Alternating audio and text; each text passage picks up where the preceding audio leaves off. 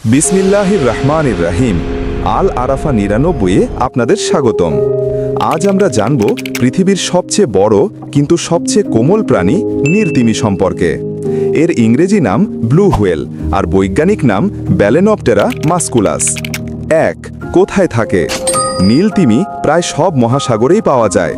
তারা থাকে উত্তর আটলান্টিক মহাসাগর, প্রশান্ত মহাসাগর, ভারত মহাসাগর, দক্ষিণ মেরু অঞ্চলের অ্যান্টার্কটিক ঠান্ডা সমুদ্রেও। তারা শীতকালে গরম অঞ্চলের দিকে চলে যায় আর গ্রীষ্মকালে ঠান্ডা অঞ্চলে ফিরে আসে, কারণ সেখানে খাবার বেশি পাওয়া যায়। এই স্থান পরিবর্তনের প্রক্রিয়াকে বলে মাইগ্রেশন। ২. কি খায়? তাদের বিশাল দেহ দেখে মনে হতে পারে হয়তো বিশাল মাছ খায়, কিন্তু না। নীলতিমি খায় খুব ছোট এক ধরনের প্রাণী যাদের বলে ক্রিল। এরা ছোট ছোট চিংড়ির মতো দেখতে, দৈর্ঘ্য মাত্র ২ থেকে ৩ সেন্টিমিটার। একটি পূর্ণবয়স্ক নীলতিমি দিনে প্রায় ৪ টন ক্রিল খেতে পারে। এটা মানে দিনে প্রায় ৪ কোটি ছোট প্রাণী খেয়ে ফেলে।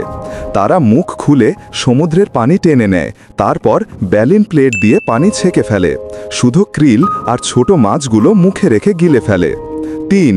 ওজন ও দৈর্ঘ্য। এখন আসি তাদের আকারের কথায়। নীলতিমি হল পৃথিবীতে কখনো বিদ্যমান সবচেয়ে বড় প্রাণী, ডাইনোসরদের থেকেও বড়। একটি পূর্ণবয়স্ক নীলতিমির দৈর্ঘ্য হতে পারে ২৫ থেকে ৩০ মিটার পর্যন্ত, মানে প্রায় ৩টা বড় বাঁশের সমান। ওজন হয় ১,৫০,০০০ থেকে ২ লাখ কিলোগ্রাম, মানে প্রায় ১৫০ থেকে ২০০ টন। একটা তুলনা করি, একটি নীলতিমির জিহ্বার ওজনই প্রায় ২.৫ থেকে ৩ টন, যা একটি পুরো হাতির সমান ভারী। ৪. হৃৎপিণ্ডের আকার। নীলতিমির হৃৎপিণ্ড পৃথিবীর সবচেয়ে বড়।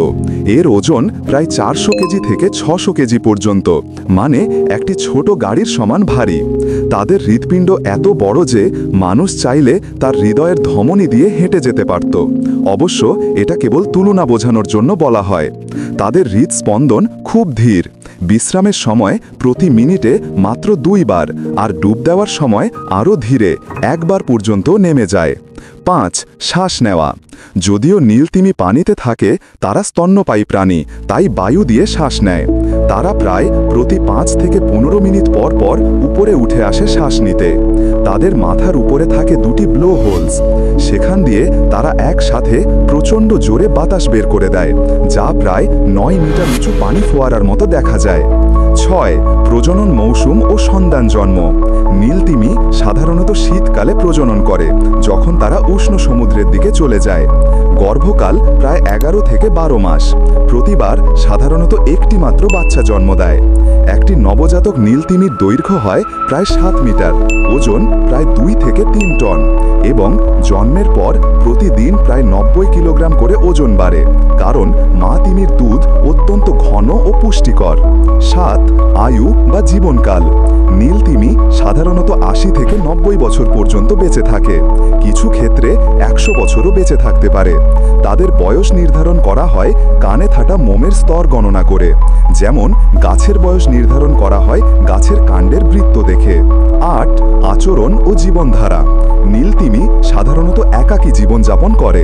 তারা সাধারণত একা থাকে বা কখনো কখনো ছোট দলে ২-৩টি তিমি চলাফেরা করে। তারা খুব শান্ত, কিন্তু মাঝে মাঝে একে অপরের সঙ্গে গান গায় বা ডাক দেয়।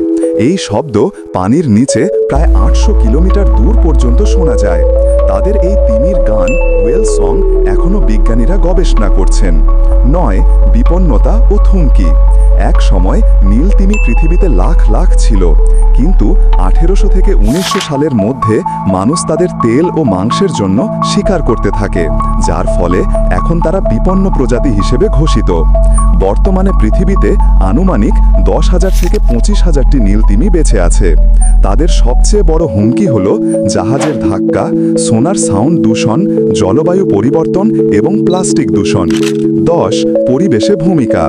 নীলতিমি শুধু বিশাল প্রাণী নয়, তারা সমুদ্রের ভারসাম্য রক্ষাকারীও।